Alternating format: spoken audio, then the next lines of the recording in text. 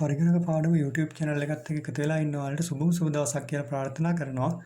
ඔයාලා ගෙදර ඉඳගෙනම ඉන්ටර්නෙට් එක හරහා සරලව පරිගණක පාඩම් ඉගෙන ගන්න ඕන නම් අපේ channel එකත් එක්ක දිගටම එකතු වෙන්න. ඉතින් ඔයාලා තාම අපිව subscribe කරලා නැත්නම් පල්ලෙහා තියෙන රතු පාට බටන් එක වල subscribe කරන්න. ඒ වගේම තමයි පල්ලෙහා තියෙන සීනුවේ ලකුණ එබුවොත් එහෙම මම අලුතෙන් වීඩියෝ එකක් දාපු ගමන් ඔයාලට අදාළ වීඩියෝ එක බලා ගැනීම හැකියාව තියෙනවා. අද පාඩම මම ඔයාලට කියලා දෙන්න යන්නේ ෂෝට්කට් එකක් පාවිච්චි කරලා කොහොමද ෆෝල්ඩර් එකක් හදාගන්නේ. ඒ වගේම ෂෝට්කට් එකක් පාවිච්චි කරලා කොහොමද ෆෝල්ඩර් එකක් හයිඩ් කරන්නේ. එහෙම නැත්නම් හංගන්නේ කොහොමද? හංග ෆෝල්ඩර් එකක් ෂෝට්කට් එකක් පාවිච්චි කරලා කොහොමද නැවත තිබුණු තත්ත්වයට පත් කරගන්නේ කියලා.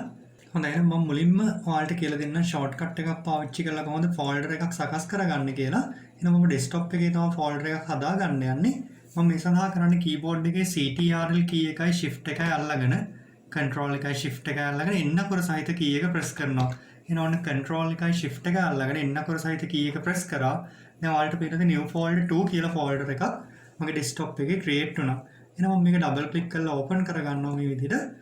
right මට අවශ්‍යයි මේක ඇතුලේ තව folder එකක් හදාගන්න. එහෙනම් මම කරන්නේ ඉස්සෙල්ලා වගේම control එකයි shift එකයි අල්ලගෙන එන්නකොර press කරනවා.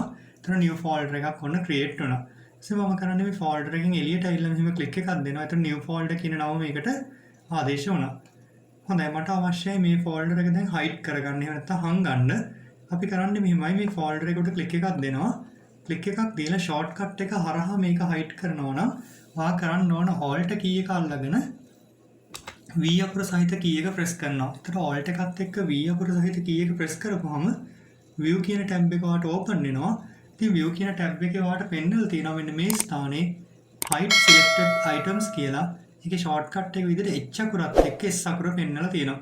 එහෙනම් මම මුලින්ම කරේ alt එකත් එක්ක V අකුර press කරප එක. ඊට පස්සේ මම කරන්නේ H අකුරත් press කරලා S අකුරත් press කරනවා. දැන් ඔයාලට පේනවා H අකුර සහ S අකුර press කරපු ගමන් මගේ folder එක hide වෙලා ගියා. හොඳයි අපි බලමු එහෙනම් මේ hide වෙච්ච folder එක ආපහු තිබුණු තත්ත්වයට පත් කරගන්නේ කොහොමද කියලා. එහෙනම් මම ඉස්සෙල්ලා වගේම alt එක අල්ලගෙන V අකුර press කරනවා. press කරපුවම මෙන්න මෙතන පෙන්නලා තියෙනවා view tab එකේ hidden items කියලා. ඉතින් මේකේ shortcut එක විදිහට H අකුර දෙකක් තමයි පෙන්නලා තියෙන්නේ. එහෙනම් මම H අකුර දෙපාරක් ඔබනවා. ඊතර ඔයාලට පේනදී ඔන්න hide වෙච්ච folder එක ආපහු තිබුණු තත්ත්වයට පත් වෙලා තියෙනවා.